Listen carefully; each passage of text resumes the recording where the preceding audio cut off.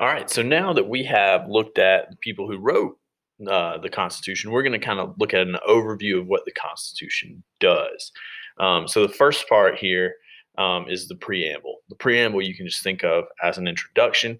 It really just gives the purposes and goals of the government, and you can see them pretty clearly here. So it says, "We, the people of the United States, in order to form a more perfect union, establish justice, ensure domestic tranquility, provide for the common defense, promote the general welfare, and secure the blessings of liberty due to ourselves and our posterity, do ordain and establish this Constitution for the United States of America."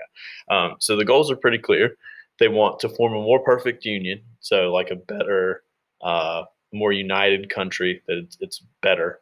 They want to make sure that justice is established, so they're like going to be laws, and people are going to be treated, at least in their eyes, fairly. Um, ensure domestic tranquility. That's just saying we're going to ensure peace. A lot of things have been happening at the time of the Constitution, like Shays' Rebellion. There were a lot of very upset people, and a lot of those people were, kind of rebelling against the government. And the people writing this Constitution did not want that to keep happening. So they wanted to establish some domestic tranquility. And then next to that is provide for the common defense. So they're going to have ways to make a military, which I think will go ways in establishing that, ensuring domestic tranquility. They want to promote the general welfare, so make sure people are well off, and to make sure that people are free. That's secure the blessings of liberty to us and our posterity. That's like our children, the people coming after us. So to make sure we're free going forward. So that's the goals of this Constitution. Now, after this, we're going to split into articles. The first three, as you'll see here, there's one, two, three. They kind of divide the government up into three separate powers. So remember Montesquieu, three branches of power. That's what we're defining now. The first one is maybe not what you'd think. You might think president would be first. It's not. Article 1 is about Congress. Um, Congress being the legislative body, the legislative branch of our government. Our Congress is split into two branches. There's a reason for that. Some people thought that we should kind of have a more pure democracy, and that representation in Congress should just be based on the amount of people. Other people, especially people from small states that didn't have a lot of people, wanted to make sure that their state's voice was still heard. So what we end up with, so big states like Virginia at the time wanted just everything based on population. Small states like, say, Connecticut, wanted it to be based on your statehood. So we end up with two branches. One of them is the Senate. It's called a bicameral. It's two houses. It's bicameral. Bi meaning two, cameral for the House part. One you have the House of Representatives, which is based on population. It has a lot more members. And then you have the Senate, which is based on population, or based on your statehood. So every state gets two senators, but each state's representation in the House of Representatives is going to be different, because every state's different when it comes to population. So there are some states that are so small. A lot of the western states, for example, I think like Wyoming, maybe Alaska, that their population is so tiny that they only actually get one person in the House of Representatives, but because they are a state, they get two senators. So it's the idea is to kind of balance power between the big population states, and making sure that we kind of have like a pure part of democracy on that front, and then also making sure that each state gets represented is the idea.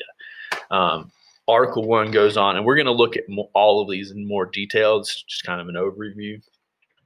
It goes on to describe how we're going to make laws. It gives specific powers to Congress. It also tells them specific things that it cannot do. The powers that they do have,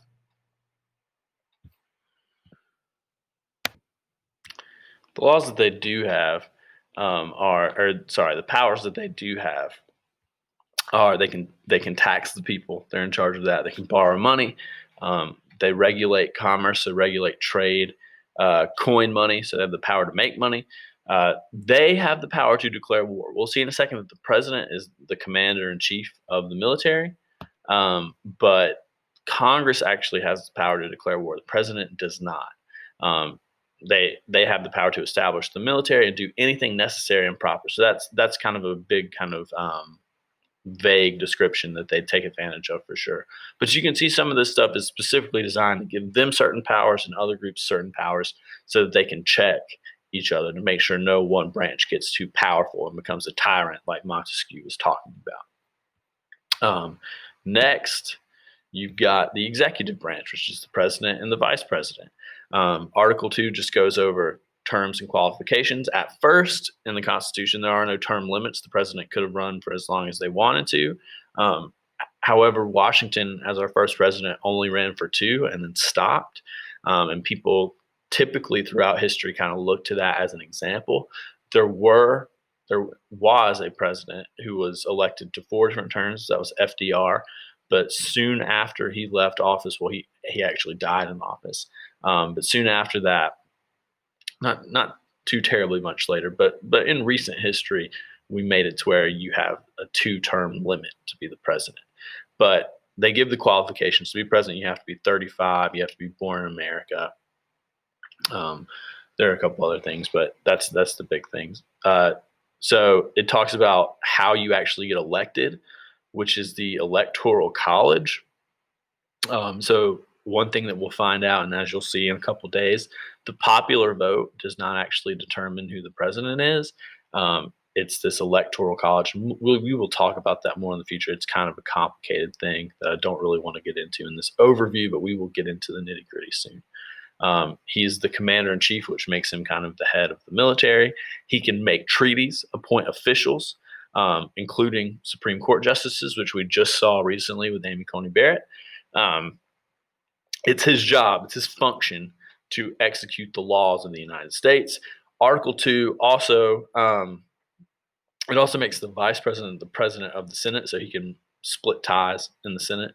And then it also describes the impeachment process, which is the process by which you can remove from the president or vice president from office due to illegal or unsatisfactory actions.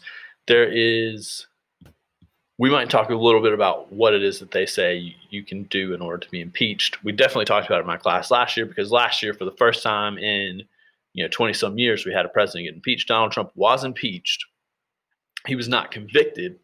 So the process is, and it kind of makes sense, the House of Representatives is the one who bring up impeachment charges, and the Senate runs the trial. So last year we had a very Democrat-heavy House of Representatives, so it was fairly easy to impeach the president.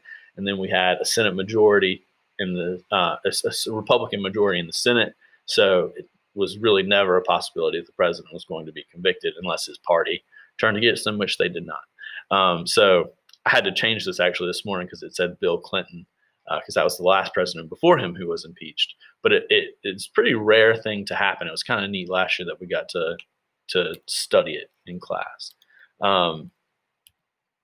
The third branch is the judicial branch.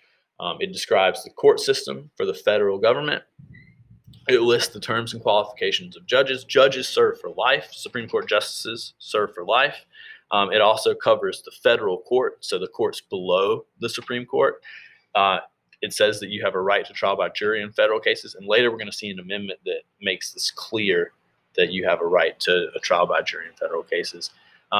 It also defines the crime of treason,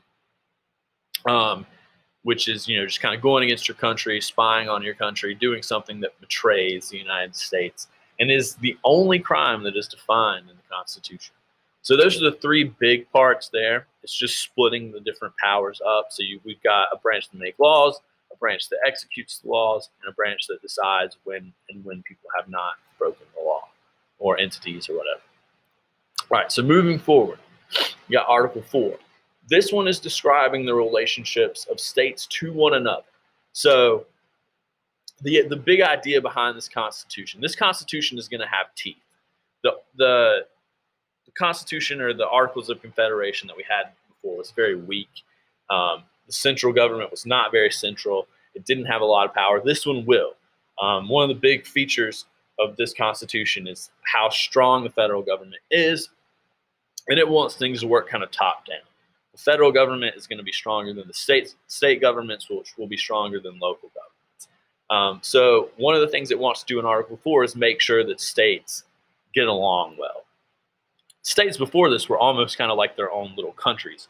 And this is making sure that they're going to have to respect each other. So one feature of Article 4 is the full faith and credit clause, which really just says that you're going to respect the laws of other states. So if a person, one is convicted of a crime, or accused of a crime, I'm sorry, in one state, and then they go somewhere else where it's actually legal in that state, they're still able to be arrested. The state can't protect them from doing the thing. If you break a law in one state and then try to go to another state to get away, that state has to send you back. They have to extradite you to the other state. So it's just making sure that states kind of respect the laws of other states, and that you can't just like, it's not like going to a different country. It's like we're kind of all on the same team. Even if the states that disagree on the laws, they're still respecting the laws of other states and making sure people abide by the laws of other states that they've been in. So you can see prisoners get sent back to the state they committed the crime and to have trial. Article 4 also talks about how we're going to add new states and territories, what the process is for that. And it guarantees federal protection from invaders for all states. So it pretty much says, like, the federal government is going to have this army, and we're going to make sure that every state is protected. Article 5 talks about the amendment process. So it talks about how to change the Constitution, which is not very easy at all. You can see to the left here, I'm not sure if you'll be able to make out and be able to read it, but it shows how you can propose and ratify amendments. So one, on the proposal side, a proposal by 2/3 vote in both houses of Congress. So this means 2/3, so a supermajority in both houses of Congress would have to propose and agree on an amendment to the Constitution. That's the one that usually gets used. In fact, it's the only method of proposal that's ever been used. The other way that we could propose an amendment is if state legislature, so your state government's lawmaking body, said we want this amendment, could you call a national convention? They could request it to Congress, and then all the state legislatures would meet in this big convention. They would send delegates, and then they would also 2/3 of the state legislatures would, after they requested it, would have to propose the amendment at this convention. Then that's just to propose it, which would be difficult enough.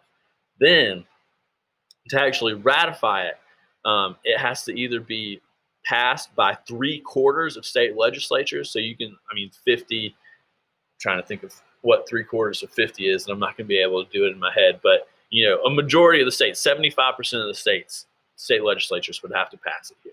And then, or the other method, and that's been done 26 times. There are 27 total amendments.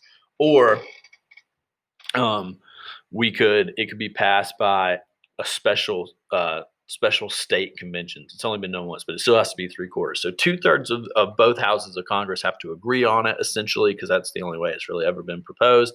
And then it has to be ratified by 3/4 of the states, essentially. So it is not an easy thing to do. It's a big deal because you're making a change to the supreme law of the land.